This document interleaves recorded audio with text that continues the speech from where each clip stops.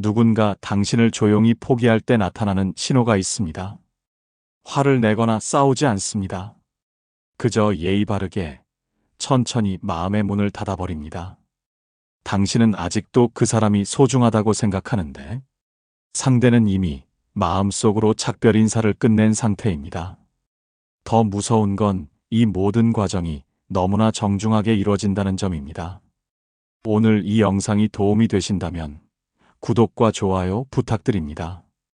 여러분의 관심이 더 좋은 콘텐츠를 만드는 힘이 됩니다.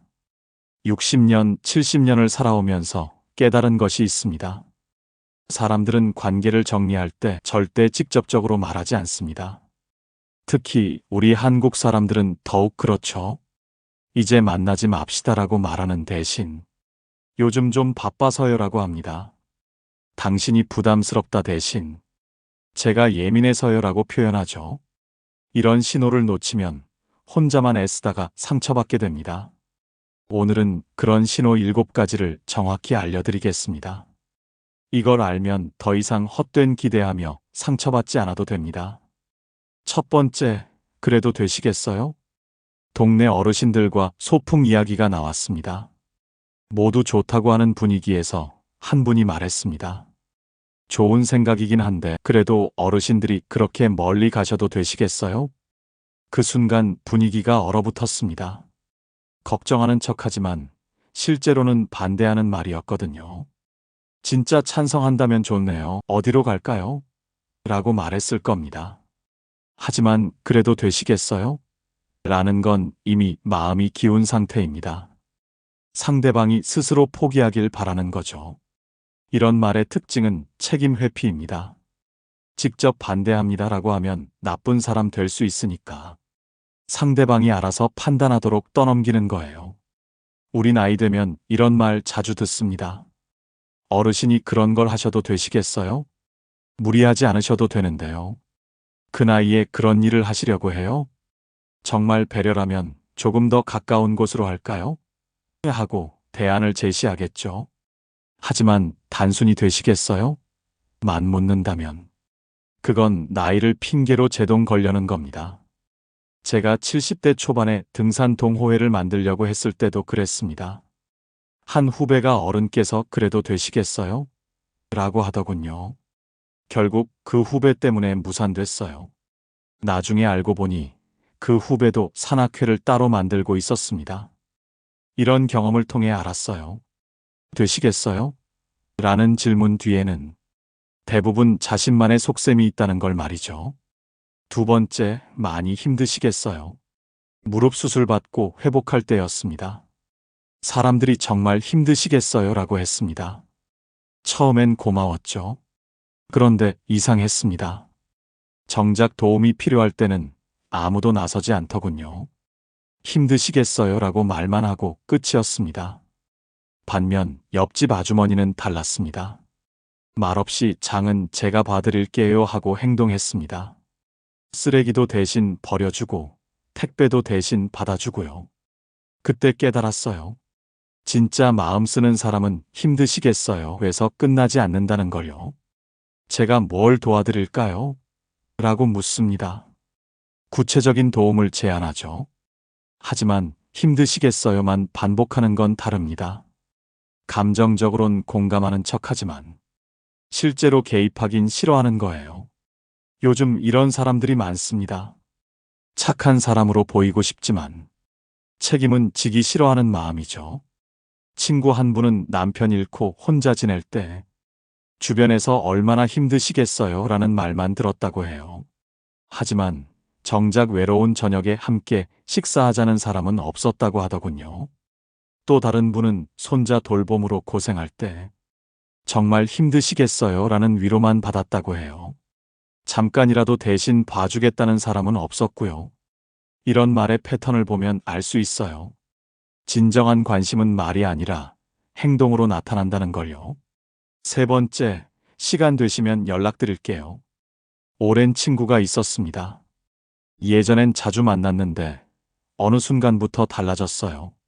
만나자고 하면 항상 시간 되면 연락드릴게요 였습니다. 첫 번째는 정말 바쁜가 보다 했어요. 두 번째도 이해했고요. 하지만 세 번째, 네 번째도 같은 말이 나오니 그때서야 깨달았습니다. 이건 바쁜 게 아니라 만나기 싫다는 뜻이구나. 진짜 만나고 싶은 사람은 구체적입니다. 다음 주 수요일 어떠세요? 이번 달 말쯤 시간 내볼게요. 건강검진 끝나면 연락드릴게요. 언제인지라도 가늠할 수 있게 말하죠. 하지만 시간 되면은 다릅니다. 언제가 될지 아무도 모르는 약속이에요. 완전히 거절하긴 부담스럽고, 그렇다고 구체적인 약속 잡기도 싫을 때 하는 말입니다. 우리 나이에는 실제로 불확실한 요소가 많긴 하죠. 건강 문제, 가족 일 때문에 그럴 수 있어요. 하지만 패턴을 봐야 합니다. 정말 만나고 싶어 하는 사람은 구체적인 조건을 제시해요. 요양병원 문제 정리되면 바로 연락드릴게요. 며느리 출산 도우미 끝나면 시간 날 것 같아요. 이런 식으로 언제쯤인지라도 알려주죠. 하지만 막연히 시간 되면만 말하는 사람은 사실 시간이 나도 연락하지 않을 가능성이 높아요. 그냥 정중한 거절일 뿐입니다. 네 번째, 연세를 생각하시면 70세에 등산을 계속하려고 했습니다. 한 후배가 말했습니다. 어른께서 아직도 산을 다니세요? 연세를 생각하시면 이제 쉬셔도 되잖아요. 배려하는 것 같으면서도 제한을 가하는 느낌이었습니다. 진짜 배려는 다릅니다. 조금 더 천천히 올라가세요. 안전장비 더 챙겨가세요. 중간중간 충분히 쉬시고요. 참여하되 더 안전한 방법을 제안하는 거죠. 하지만 연세를 생각하시면 다릅니다. 나이를 이유로 아예 포기하라는 뜻입니다. 요즘 60대, 70대는 예전과 달라요. 건강하고 활력 있는 분들이 많습니다. 새로운 취미 시작하고 공부하고 도전하죠. 제 주변만 봐도 그래요. 75세에 컴퓨터 배우신 분, 68세에 피아노 시작하신 분, 70대에 영어회화 도전하시는 분들도 많아요. 그런데 뭘 하려고 하면 꼭 이런 말을 듣습니다. 나이에 그런 걸 하시려고 해요? 어른이시니까 무리하지 마세요. 마치 나이 들면 아무것도 하면 안 된다는 식으로요. 하지만 생각해 보세요. 나이가 들었다고 꿈이 사라지는 건 아니잖아요. 오히려 이제야 진짜 하고 싶은 일을 할 수 있는 시간이 생긴 거죠. 물론 체력적 한계는 있어요. 건강상 주의해야 할 점들도 있고요. 하지만 그것이 모든 걸 포기해야 한다는 뜻은 아닙니다. 진짜 배려하는 사람은 나이를 이유로 제한하지 않아요. 대신 더 안전하고 편안한 방법을 함께 고민해 줍니다. 다섯 번째, 좋은 결과 있으실 거예요. 건강상 문제로 고민할 때였습니다. 여러 사람에게 상담을 구했는데 대부분 좋은 결과 있으실 거예요 라고 했습니다. 처음엔 위로가 되는 줄 알았어요. 그런데 이 말엔 아무것도 없더군요. 구체적인 조언도 실질적인 도움도 없었습니다. 진짜 격려는 구체적입니다. 이런 병원에 좋은 의사가 있어요. 제 지인이 비슷한 증상으로 이런 치료받고 좋아졌어요. 이런 음식이 도움된다는 얘기 들었는데 시도해보세요. 실질적인 정보를 주는 거죠. 하지만 좋은 결과 있으실 거예요.는 막연한 기원일 뿐입니다. 더 문제는 이 말로 대화가 끝난다는 점이에요. 좋은 결과 있으실 거예요 라고 말하는 순간 그 화제는 더 이상 다루지 않겠다는 신호예요. 더 깊이 들어가고 싶지 않다는 뜻이죠. 심각한 고민 상담할 때 이런 반응만 받으면 오히려 더 외로워집니다. 사람들이 위로는 해주는데 왜 이렇게 혼자인 것 같지? 이런 경험 있으시죠? 정말 필요한 건 위로가 아니라 구체적인 도움인데 막연한 기원만 받을 때 느끼는 그 허탈한 말이에요. 여섯 번째, 그런 것까지 신경 쓰지 마세요.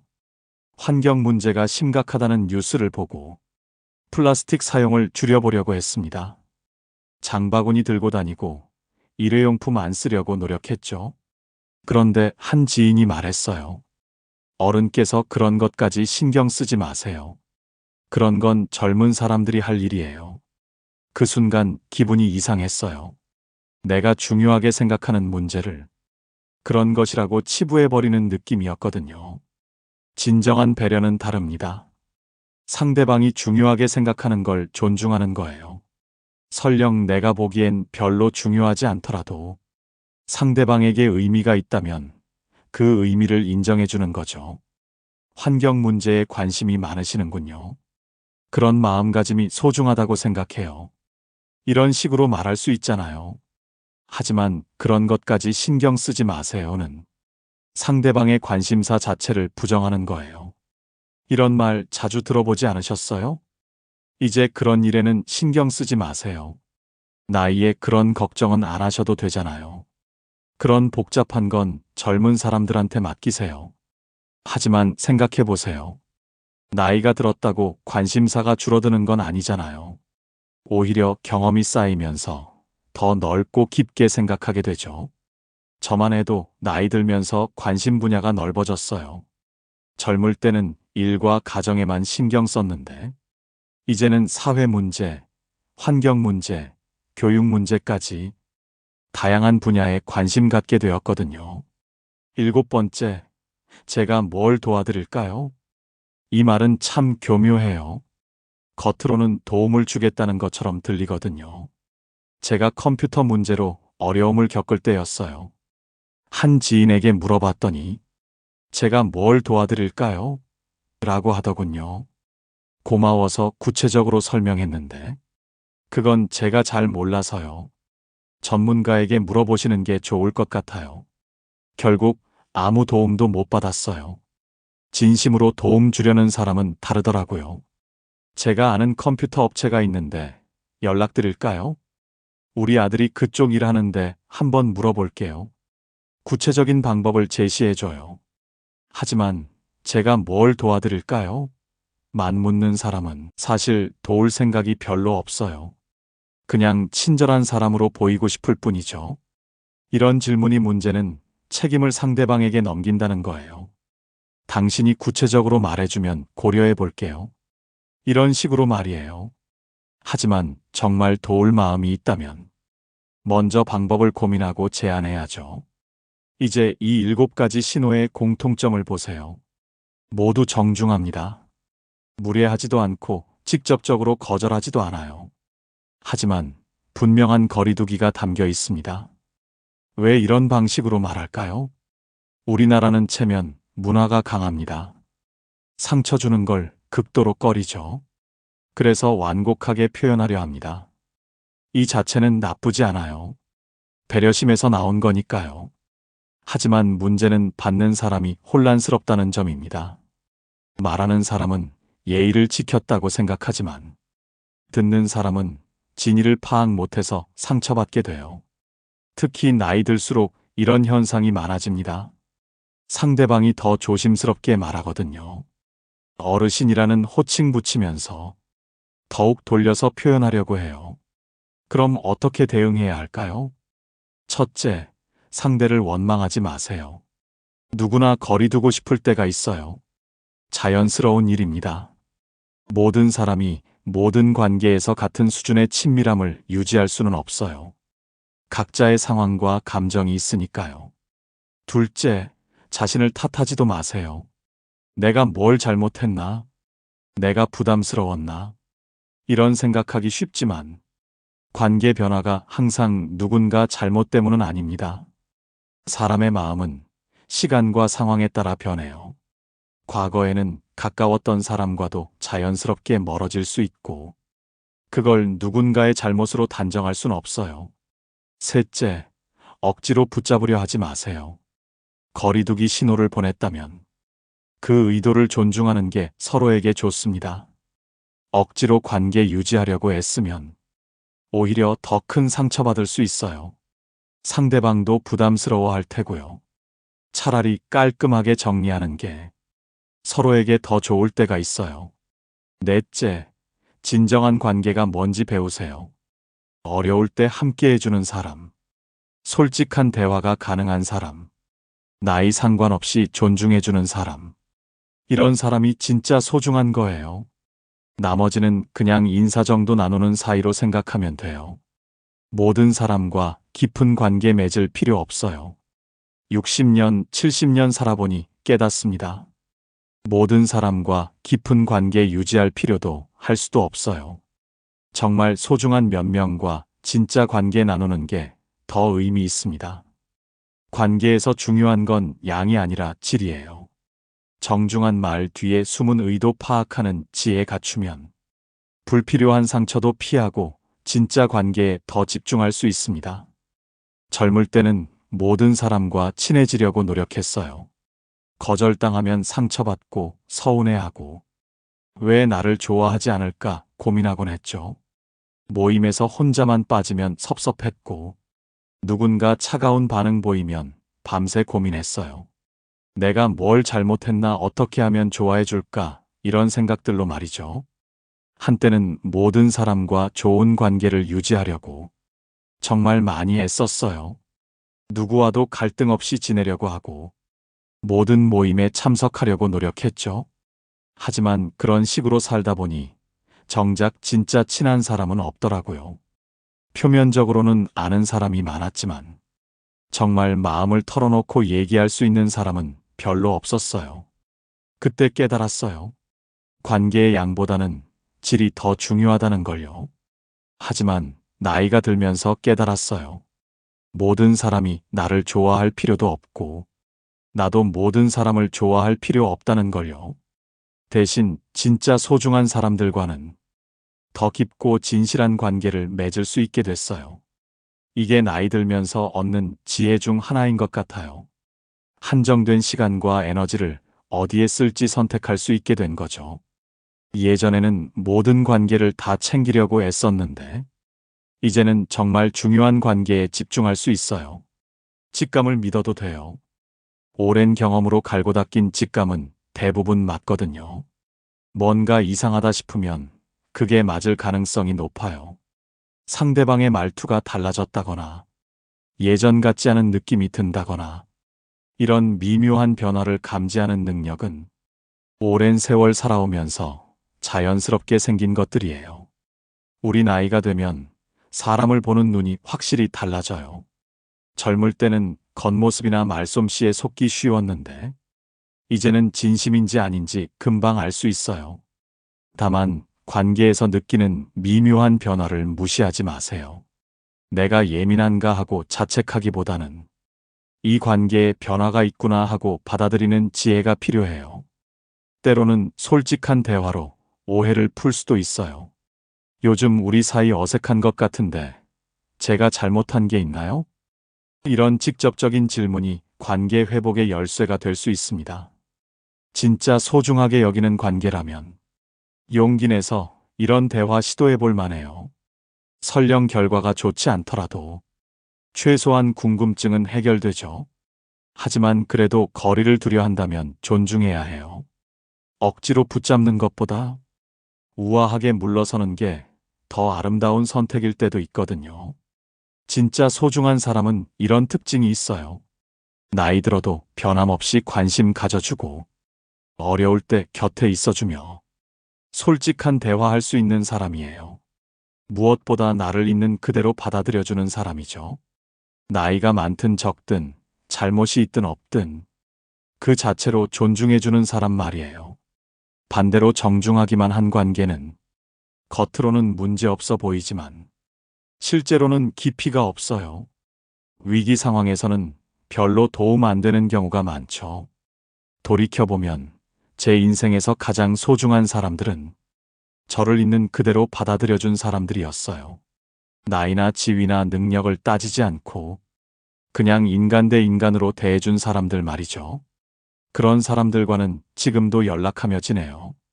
서로 늙어가는 모습 보면서도 변함없는 정을 나누고 있죠. 반면에 항상 예의만 지키던 사람들과는 자연스럽게 소원해졌어요. 나쁘게 헤어진 건 아니지만 특별히 그리워지지도 않는 사이가 됐죠. 이게 인생인 것 같아요. 시간이 지나면 진짜와 가짜가 드러나는 거죠. 마지막으로 당부드리고 싶은 말씀이 있어요. 이런 신호들 알아차리는 것도 중요하지만 더 중요한 건 우리 자신이 다른 사람에게 어떤 신호를 보내고 있느냐예요. 혹시 무심코 던진 한마디가 누군가에게 상처되지는 않았는지, 내 말이 정중하다고 해서 상대방이 오해하지는 않았는지 한 번쯤 돌아보시기 바라요. 나도 모르게 누군가를 상처 주고 있을 수 있거든요. 특히 나이 차이가 나는 사람들과 대화할 때 더욱 조심해야 해요. 우리가 원하는 건 진정한 소통입니다. 겉으로만 예의 바른 관계가 아니라 마음과 마음이 통하는 관계 말이에요. 그런 관계 만들어 가려면 때로는 용기 내서 솔직한 말 해야 할 때도 있고, 때로는 상대방 마음 헤아려 조심스럽게 말해야 할 때도 있어요. 하지만 그 모든 소통의 기본은 상대방에 대한 진정한 관심과 존중입니다. 나이 많든 적든, 경험 많든 적든, 모든 사람은 존중받을 가치가 있어요. 그런 존중 바탕으로 한 관계만이 시간 지나도 변하지 않는 진짜 관계가 될 수 있습니다. 오늘 이야기가 여러분 인간관계에 작은 도움 되었기를 바라요. 비슷한 경험 있으시거나 다른 의견 있으시면 댓글로 나눠주세요. 여러분의 지혜와 경험 함께 나누면 더 많은 분들께 도움될 것 같아요. 특히 우리 또래 경험담은 정말 소중해요. 살아오면서 겪었던 다양한 인간관계의 경험들, 그 과정에서 배운 교훈들 함께 나누면 서로에게 큰 힘이 될 거예요. 어떤 분은 나이 들어서 친구 만들기가 어려워요라고 하시더라고요. 하지만 저는 그렇게 생각하지 않아요. 진정한 관계는 나이와 상관없이 만들어질 수 있거든요. 중요한 건 서로에 대한 관심과 존중이에요. 나이가 많든 적든 진심으로 대하면 상대방도 그걸 느낄 수 있어요. 요즘에는 동호회나 평생학습관 같은 곳에서 새로운 인연을 만나는 분들도 많아요. 공통 관심사가 있으니까 자연스럽게 친해지게 되죠. 가장 중요한 건 자신부터 진실한 사람이 되는 거예요. 다른 사람에게 진심으로 관심을 갖고, 어려울 때 도움을 주려고 노력하고, 솔직하게 소통하려고 애쓰는 거죠. 그러면 자연스럽게 비슷한 사람들이 모여들어요. 진짜는 진짜를 알아보거든요. 나이가 들수록 더 확실해져요. 표면적인 관계보다는 진실한 몇 명의 친구가 훨씬 더 큰 힘이 된다는 것을요. 혼자 있는 시간이 늘어나면서 진정한 관계의 소중함을 더 절실하게 느끼게 되죠. 그래서 더욱 신중하게 사람을 선택하게 되고, 한 번 맺은 인연을 더 소중히 여기게 되는 것 같아요. 오늘 말씀드린 7가지 신호를 기억해 두세요. 하지만 이것 때문에 모든 사람을 의심하며 살지는 마세요. 다만 관계에서 느끼는 미묘한 변화를 무시하지 말고 현명하게 대처하시기 바라요. 그리고 무엇보다 여러분 자신이 다른 사람에게 따뜻하고 진실한 사람이 되시길 바라요. 그것이 좋은 관계를 만드는 첫걸음이거든요. 이런 삶의 지혜에 관한 이야기가 도움되셨다면 10분지의 채널 구독과 좋아요 부탁드려요. 여러분의 관심과 응원이 더 좋은 콘텐츠를 만드는 원동력이 됩니다. 앞으로도 우리 삶에 실질적인 도움이 되는 주제들을 다뤄보겠습니다. 건강관리, 재정관리, 자녀와의 관계, 은퇴 후 삶의 보람 찾기 등 우리가 관심 가질 만한 다양한 이야기들로 찾아뵙겠습니다. 늘 건강하시고 좋은 인연들과 함께 행복한 나날 보내시기 바라요. 인생이 더욱 풍성하고 아름다우시길 바라며 오늘 이야기를 마치겠습니다. 끝까지 시청해 주셔서 감사합니다.